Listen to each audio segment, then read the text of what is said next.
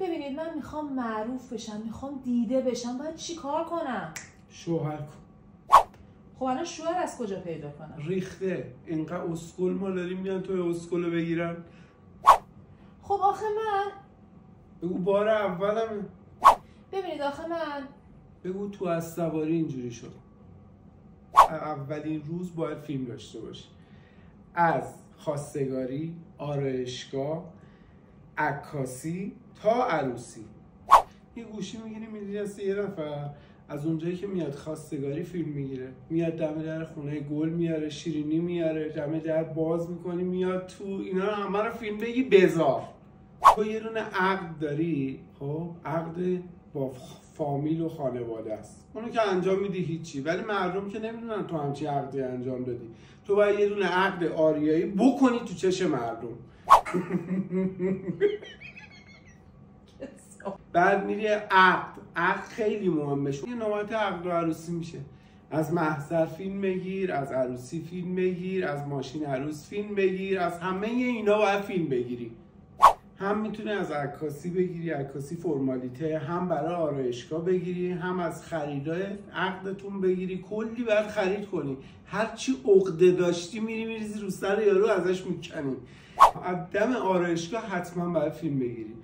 اون میاد دم آرایشگاه وای میسته پشت به تو میای بیرون دست میذاری رو شونه‌اش، اون میاد گریه میکنه، دستتو بوس میکنه، خوشحال از اینکه تو رو داره برای اولین بار زیبا میبینه.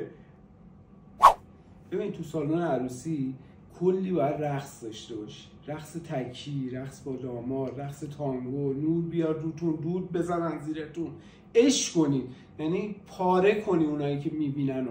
بعد هر روز باید از اینا داشته باشی. اینقدر فیلم بگیر، تو باید یه جوری فیلم بگیری تا بچه اولت که به دنیا بیاد فیلم عروسی بذاری، صبح تا شب برای این فیلم های عروسی بذاری، هم ریلز بذاری، هم پست بذاری، هم استوری. یه جوری باید فیلم داشته باشی که برای تا بچه اولت به دنیا میاد اینا استفاده کن. حالا میرسیم به خانواده شوهر. تو باید از رقص چاقو، شاباشایی که بهت میدن، پول میریزن رو سرت تو سالن، همه اینا باید فیلم داشته باشی، بکنی تو چش ملت. بعد از شام اولتون تو عروسی هم باید فیلم داشته باشی. بعد دوربین میاد رو، تو یه دونه چنگال بگی بکن تو دهن داماد یه دونه قاشق بکنه تو دهن تو. بعد این میشه اولین غذای من و آقایی. داری برمیگردی، مراسم تموم شده، تو ماشین باید فیلم داشته باشی، دست بزنید، بوق بزنید، هی گل تکون بده، نشون بده مثلا خوشحالین تو ماشین، آهنگ من و آقایی فلان، اولین شب من و آقایی، هی این فیلم رو داشته باش. بعد میرسید خونه دیگه، بعد استراحت کنید بدون هیچ کاری تا فردا پاتختی دارید.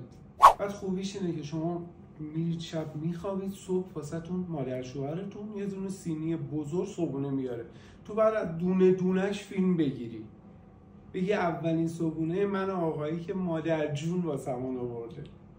بعد از اون نوبت اونه که هر چی میتونی فیلم و عکس هم خودتو مادر جون بگیری، بگی یعنی ما دوتا خیلی با هم خوبیم، نه اون عقرب زیر قالیه نه تو وزه خانومی.